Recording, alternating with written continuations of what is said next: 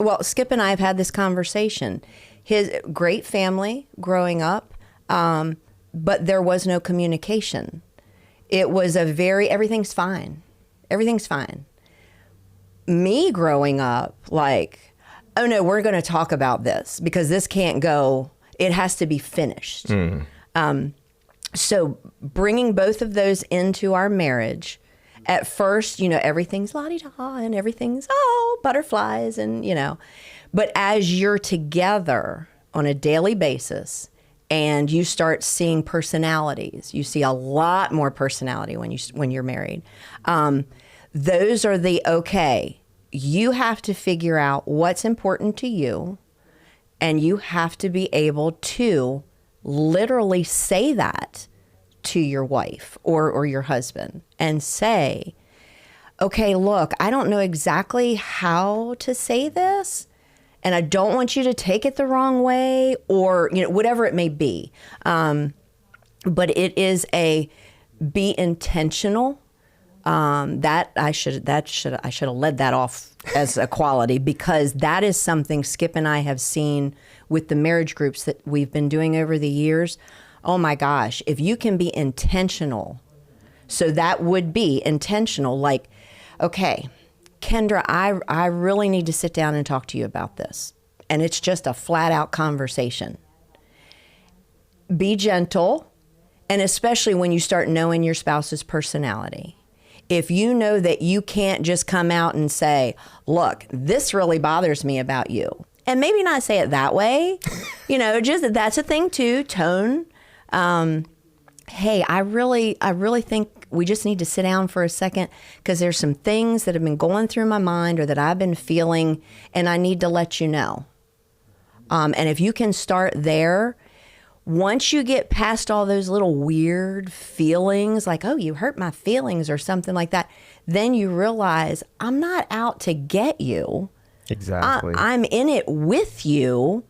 And for this to keep going and be great, we got to get these little things right. And that's going to be your entire marriage. It's not like, oh, once we're married 10 years, we got it all figured out. No, it's not like that at all. It is a constant learning, communicating, being intentional. That is the word, intentional. I like that. that sort of resonates with what Skip said last week. And it's funny you say that, because I've been approaching, so I'm typically the type of person who doesn't show their feelings, right? Okay. I will let things build up, and as an Enneagram 5, I like to turn things into logic. So my emotions to me are illogical at best. Why then would I allow them to control the way that I behave? Right. And I also come from a family that addresses things head on. So that has been my mantra. If it needs to be dealt with, we deal with it. And not bringing emotions into it, but just saying, let's just deal with this. My wife, however, comes from a different kind of family where things are typically kind of just put under the rug. Okay. And when things are addressed, there are heightened emotions that come along with that.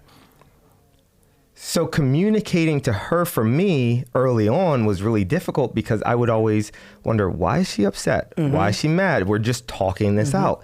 And then I also realized later on, the way I communicate what I needed was in a way that she didn't understand, because I didn't bring emotion to it. Okay. I would just say, hey, this is what I want, or this, but there was nothing for her to say, okay, I can attach a frame of reference via emotions to what my husband's really needing. So now when I communicate something that I want or I need, I will first say, this is what was communicated, or this is what was done. This is what I perceive from it. And this is then what my emotion. Right. Gosh, I hate that. And this is how it emotionally affected me. Right. And that has been so rewarding for us, because now she can attach the way that she communicates, which is via emotions, to something that is illogical. Get over it. Right? Well, but again, I do have emotions, and I do want to acknowledge that. But again, my personality always says tamp it down. Right. Because growing up, that's how I was taught. Okay. You put your emotions to the side and you just right. do what you need to do. Right. But I have to communicate to my wife exactly via emotions so that she can attach action to that emotion. And that took a long time. I mean, we're almost in year 11 and this is just now something that I'm starting to do. So I can definitely. But you're doing it and you're intentional about it. And you both know that about each other now. You didn't when you were married for 3 years. Yeah. You're just going through a process. So, and I know like one thing with Skip and my temper can flare very quickly. I know, shocker, right? But the thing that Skip and I, because of communication, I'm like, I need time. He knew something was wrong, and it was, but I would say, nothing. He'd say, what's wrong? Nothing. Something's wrong, but I couldn't deal with it right then.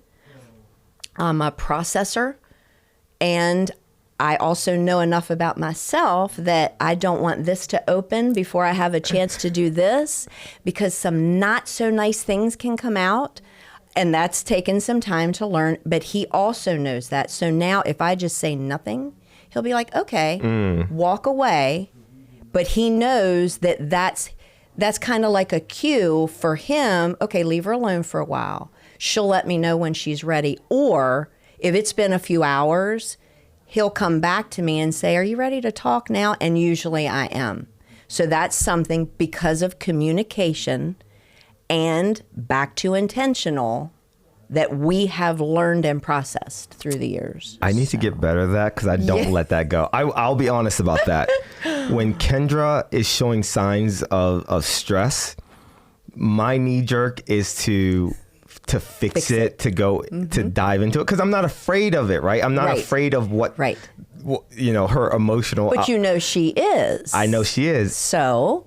And the funny thing is that I'm realizing now is that a lot of the times when I think she's upset with me, she's actually upset with something else. But when I jump into it, she now attaches that negative emotion to me. And I'm like, oh, shoot. I did it again. Right. And it's like, when am I going to learn my lesson? Right. But I'm so driven to see my wife happy that I feel like sometimes I drive her to madness in my pursuit of trying to make her happy. Right. But you're learning. You're learning her. Like, okay, this is the way she works. And in a good marriage, that's what you're doing. You're trying to, what makes her happy?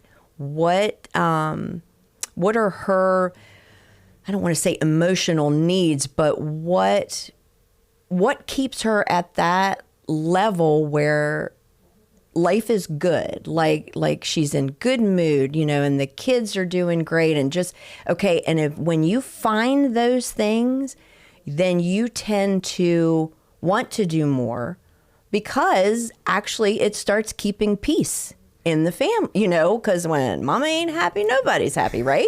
Saying, right? That is true. And sadly, it's true, because a mom can make life miserable for the family if she has too much going on, and then, you know what I mean? I do. So anyway, knowing her, and then in reverse, her knowing you, she knows now it's very important for you to fix it or to finalize it. Okay, I know something's wrong with you. Let me help you.